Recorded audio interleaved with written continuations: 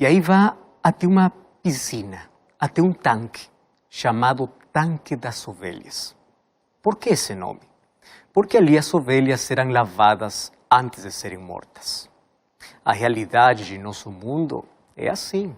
Enquanto uns celebram, outros sofrem. Na mesma cidade de Jerusalém, todo mundo estava em festa, mas tinha um grupo de pessoas que estavam esperando somente a morte. Então, ali, o livro de João, capítulo 5, verso 1 em adiante, mostra uma história realmente impressionante. Você me acompanha? O capítulo 5, verso 1 diz: passadas estas coisas, havia uma festa dos judeus e Jesus subiu para Jerusalém. Ora, existe ali, junto à porta das ovelhas, um tanque chamado em hebraico Betesda, o qual tem 5 pavilhões. Nesta jazia uma multidão de enfermos, cegos, coxos, paralíticos, esperando que se movesse água, porquanto um anjo descia em certo tempo agitando as águas, e o primeiro que entrava no tanque, uma vez agitada a água, sarava de qualquer doença que tivesse. Estava ali um homem enfermo, e havia já 38 anos, Jesus vendo deitado, sabendo que estava assim há muito tempo, perguntou-lhe: queres ser curado? Respondeu-lhe o enfermo: Senhor, não tenho ninguém que me ponha no tanque quando a água é agitada, pois enquanto eu vou, desce outro antes de mim. Então lhe disse Jesus: levanta-te, toma o teu leito e anda. Imediatamente o homem se viu curado, tomando o leito, pôs-se a andar. E aquele dia era sábado. Sabe que na entrada de Jerusalém havia um tanque, ou uma piscina, que esta não era uma piscina como a piscina dos ricos. Nem era o lugar onde os jovens atletas vão para nadar. Aquele lugar está cheio de enfermos. A Bíblia fala que tem 5 portas esse lugar por onde entram pessoas desesperadas, quase sem esperança. Mas tem um lindo nome, Betesda. Você sabe o que significa? Betesda significa casa de misericórdia. Então, esse lugar é como um hospital, porque tem muitos pacientes, mas não há um médico, não tem sala de espera para abrir uma consulta. Somente tem uma lenda, uma crença. Diz que um anjo desce de vez em quando para mexer a água, e o primeiro doente a mergulhar na água removida vai ficar curado da sua doença. Mas você sabia que isso era apenas uma crença absurda? Isso não era uma realidade. Mas ali estão os gravemente enfermos, estão os prostrados, sem forças, aqueles que são incapazes de se mover, aqueles que têm dificuldade de andar, aqueles que não podem ver, aqueles que têm uma doença incurável. Naturalmente, os enfermos que são capazes de correr mergulham na água antes dos fracos. Tem algumas pessoas ali que contam com a ajuda de seus familiares, enquanto tem outras pessoas que não têm ninguém ao lado do enfermo para que os cuide. Nesse tanque, nessa piscina, acontece o que acontece.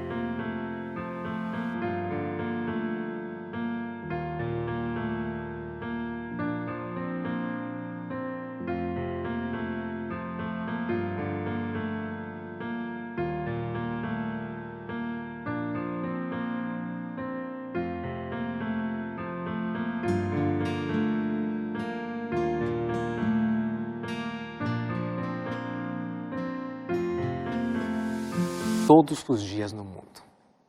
Você sabe que os enfermos com pequenas doenças e bem cuidados podem se curar, enquanto os gravemente enfermos, que não têm assistência, pioram cada dia de suas doenças e acabam morrendo. Nesta piscina, há doentes que somente esperam a morte. Infelizmente, para muitos deles, não tem quem os ajude. Enquanto todos esperam ali o movimento da água, ao menor movimento, todo mundo corre. E você sabe que os mais fortes atropelam os mais fracos. Muitos, inclusive, morrem por afogamento, por atropelamento. E muitos morrem perto do tanque, tão perto para mergulhar. Quando Jesus está lá em Jerusalém, ele fica indignado com essa crença absurda. E Jesus vai em contra dessa crença. Porque Deus não pode aprovar milagres com a lei do mais forte. Deus não pode favorecer somente aquele que é mais rápido. Mas como explicar a essas pessoas que essa crença não é certa? Que essa crença é errada? Eles não entenderiam. Como explicar para essas pessoas que Deus não faz milagres favorecendo aquele que é mais rápido? Por isso o que Jesus faz é que Jesus entra, observa todos os enfermos, procura aquele que está pior, aquele que está gravemente enfermo e vai para aquele que não tem alguém quem o ajude. E é um paralítico. Você sabe que já passou 38 anos esperando um dia ser o primeiro, mas cada dia essa esperança ia sumindo. E ele está condenado à morte, porque ninguém está ao seu lado para ajudá-lo. Agora, você já imaginou passar 38 anos esperando a cura? Quanto tempo você está esperando a cura? É possível que quando nós já passamos meio ano, um ano, o ser humano fica muito desesperado. Mas você já imaginou 38 anos esperando a cura? E Jesus se aproximou dele. E eu fico impressionado porque Jesus faz uma pergunta estranha. Você quer ser curado?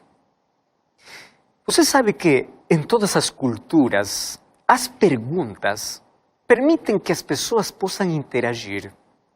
Mas também existem perguntas que, em vez de abrir o diálogo, fecha o diálogo. Você já imaginou quantas perguntas este homem já ouviu na sua vida?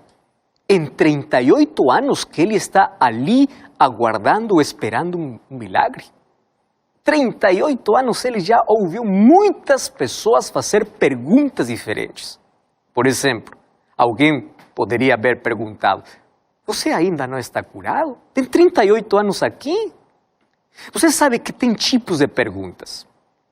Por exemplo, tem um tipo de pergunta que é uma pergunta manipulativa, onde você tem que dizer o que o outro quer escutar. Por exemplo, uma pergunta pode ser assim: como que você está sozinho? E que sua família não cuida de você? Tem esse tipo de perguntas. Tem outro tipo de perguntas que são perguntas inoportunas.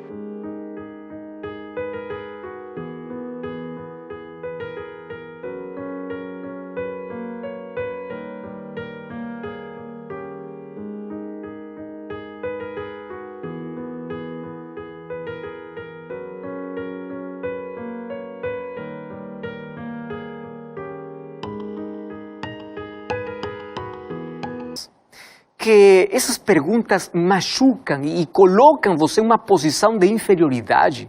Por exemplo, uma pergunta inoportuna pode ser essa: você não estaria melhor em casa? Você já viu algum momento na sua vida o anjo descer aqui para mover a água? Tem outro tipo de perguntas que são perguntas indiscretas, que não fazem nada de além de machucar mais o sofredor. Eu imagino que mais de uma vez aqui o paralítico recebeu esse tipo de perguntas. Por exemplo, uma pergunta assim: o que você faz ficar assim? Ou o que você fez na vida para que você fique paralítico? Por que você acha que Deus não cura você? Alguma vez já fizeram uma pergunta inoportuna, ou alguma pergunta que feriu muito seu coração? Mas eu quero que você saiba que a pergunta de Jesus, ainda quando parece impertinente, é uma pergunta de respeito. E por que uma pergunta de respeito?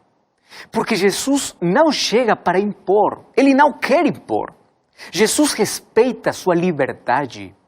Ele pede sua permissão porque sabe que sua intervenção pode interferir em suas convicções, pode desafiar seus preconceitos. E o paralítico entende muito bem a pergunta de Jesus, mas ele não responde à pergunta, porque ele sabe que a pergunta é muito comprometida, mesmo quando parece que não faz sentido.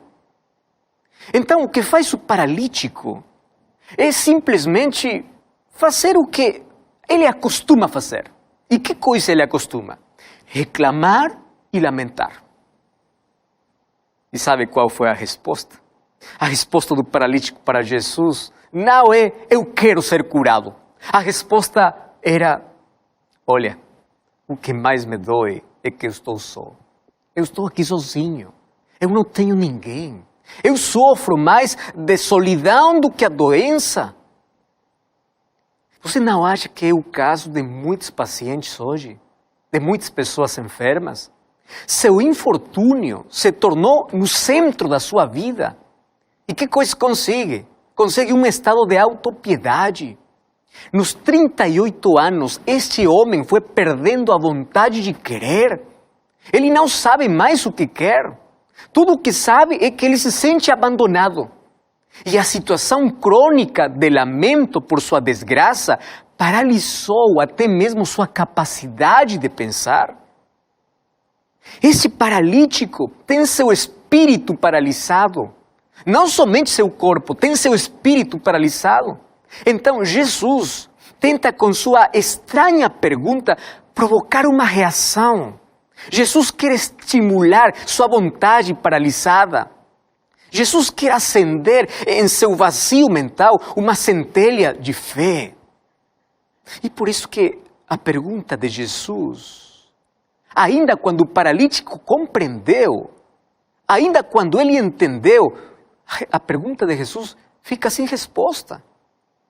Mas por que Jesus tem que primeiro fazer uma pergunta como essa para um enfermo? Ou acaso não todos os enfermos querem ser curados?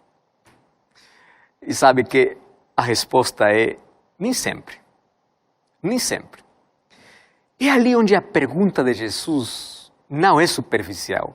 A pergunta de Jesus é uma pergunta muito inteligente. E eu vou explicar por quê. Porque Jesus sabe que nem todos os enfermos querem realmente ser curados. Jesus sabe que nem todos os que temos problemas realmente queremos ser livres dos problemas. Você sabe qual é a triste realidade? A triste realidade e a verdade é que muitas vezes não estamos dispostos a fazer o esforço necessário para resolver nossas dificuldades, porque pode ser doloroso. Por exemplo, queremos nos libertar das consequências de nossos males, mas não queremos apagar ou acabar com as causas de nossos males.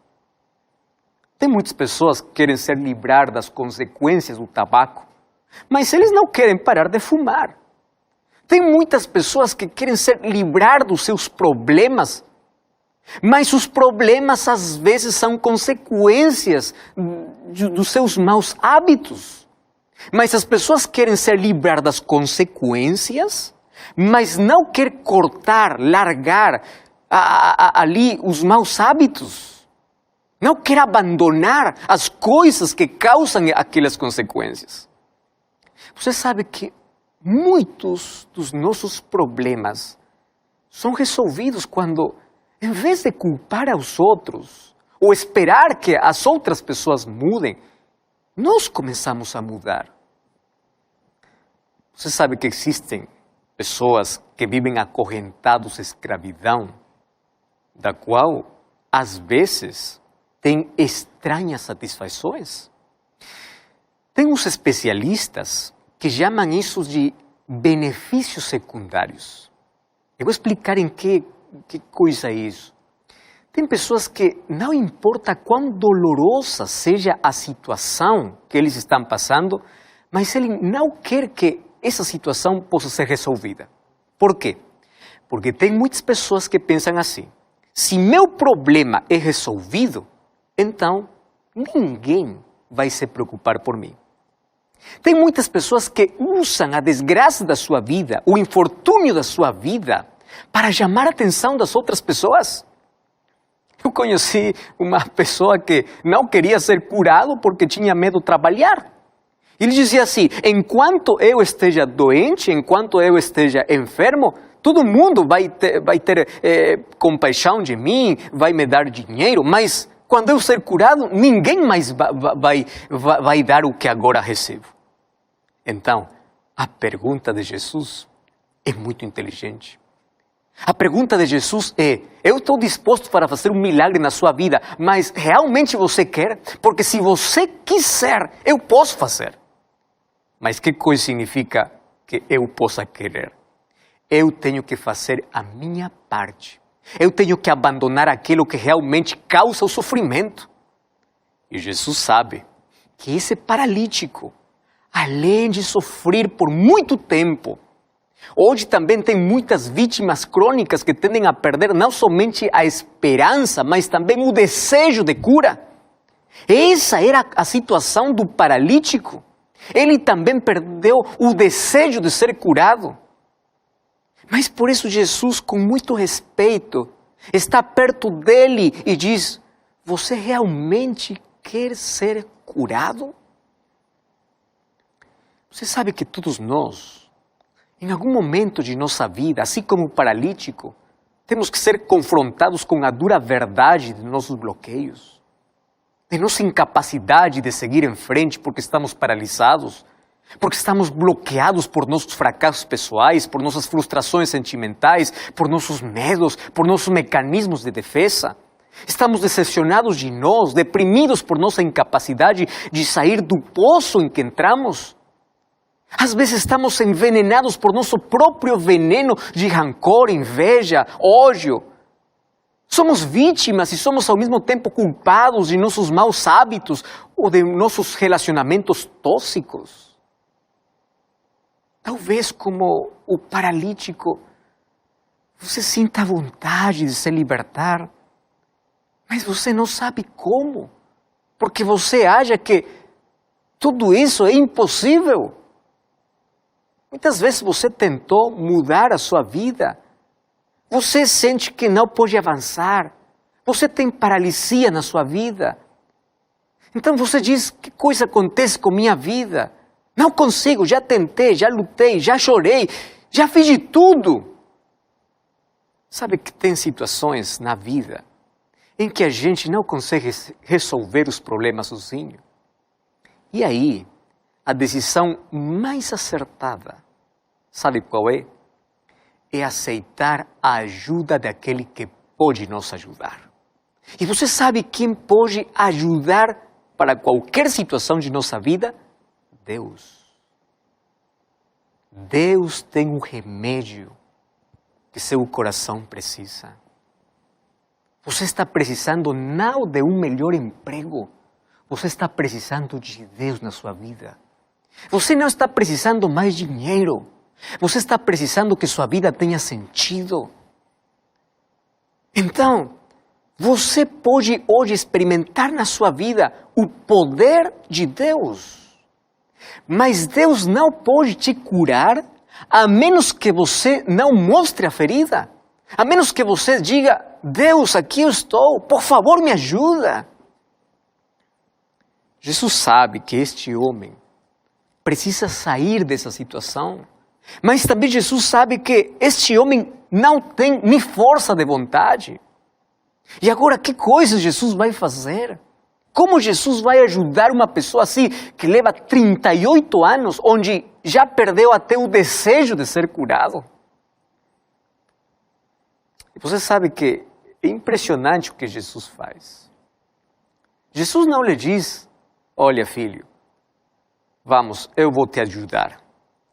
Você vai ser o primeiro da próxima vez que a água se mover, então eu vou ajudar você a levar até o tanque. Não. Jesus simplesmente lhe diz, levanta-te e sai daqui. Eu gosto muito de Jesus quando ele faz uma cura em nossa vida. Sabe por quê? Porque o primeiro que Jesus faz é quebrar a tradição, quebrar as suas crenças absurdas da vida. Jesus, o primeiro que fez com esse paralítico é quebrar a tradição de que um anjo vem para mover a água.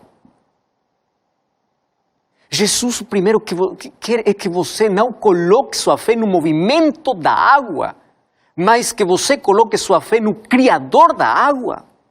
Muitas vezes nossa esperança e nossa confiança está no lugar errado. Tem muitas pessoas que mais confiam no movimento das estrelas que no Criador das estrelas. Tem muitas pessoas que mais acreditam que o futuro está revelado em outras coisas mais que na palavra de Deus. Então, o primeiro que Jesus faz é transformar o seu interior, o seu coração. A primeira coisa que ele faz é tirar você das suas crenças absurdas, daquilo que mantém paralisado sua vida. Aquilo que tem amarrado a você. Por isso que aqui parece que a ordem de Jesus parece cruel. Como que Jesus fala para um inválido, levanta-te, toma teu leito e anda, sai daqui, caminha. Mas sabe uma coisa? Eu quero que você lembre o seguinte. Quando Jesus dá uma ordem para você, Ele também dá o poder. Ele também dá força para cumprir suas ordens. Mas você tem que acreditar. E eu fico impressionado porque aqui a palavra de Deus diz que o paralítico acreditou na palavra de Deus. Acreditou em Jesus. Ainda sem conhecer Ele completamente. Ele acreditou na palavra de Jesus. A ordem foi, levante-se e ande. Você está aqui. Você ficou aqui 38 anos. Levanta-te, levante-se. É a ordem de Deus também para você. Rodrigo, José, Ana, Miriam, Rosa, Alexandre. Deus vai te devolver tudo. Mas você tem que se levantar. Deus vai te devolver a dignidade que você perdeu. Mas você tem que sair do lugar que te mantinha amarrado. Você tem que abandonar esse vício. Você tem que abandonar aquelas coisas que amarram sua vida. E aqui o paralítico tem que exercer fé. Ele tem que acreditar. Porque quando você faz o que lhe é possível, Deus fará o que